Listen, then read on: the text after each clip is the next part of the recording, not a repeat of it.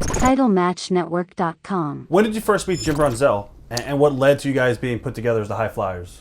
Well, we met in college, our freshman year. Jim was from White Bear Lake. I was from Mound. I was a quarterback. He was a running back receiver. So we played our freshman year. We became really good friends. And my sophomore year, I was moved to defensive back and kickoff returns, and I wanted to play quarterback. And Jerry Reichow, who was a scout for the Vikings, he told me to go out to Wyoming. He said they wanted me. They had recruited me out of high school. And they gave me a full scholarship to come out there. Murray gave me my release, Murray Warmath. Stayed in contact with Jim. Jim played semi-pro football after college, and I called him. I said, hey, Jim, my dad's going to have this big training camp in September. I think you should give it a shot. Jim said, I don't know anything about wrestling. I said, well, you're a good athlete, you'll pick it up. So Jim came and gave it a shot. The rest is history. Yeah. Jim and I were supposed to come up and wrestle in New York, have a tour, be up here for a year or two. And Jim had just got married and he didn't want to go to New York. So we never made the shot up here. What led to the end of the High Flyers? And were you upset when Jim Brunzell went to WWF?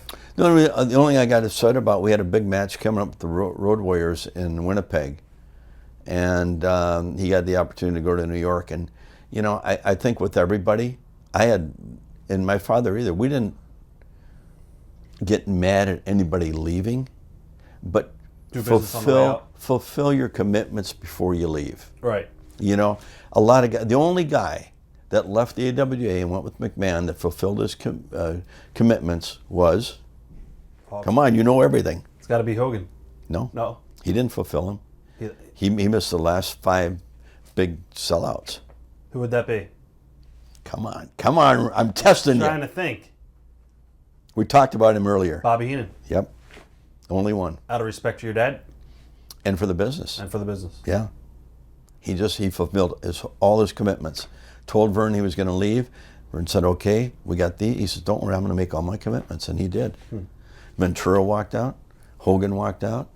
Jim left, didn't fulfill his commitment. That's the only guy. I mean, Jim and I are good friends. But when guys would walk out on your father, would your father have poker face, or did he sell for them? Well, no, he was mad that they didn't fulfill their commitments. I mean, my father grew up in an age, you know, back in the Depression, and he always told us one thing in life: if your word and your handshake don't mean anything, you're not much of a man. And that's your contract. Your handshake and your word are your contract. You live by that, you die by it.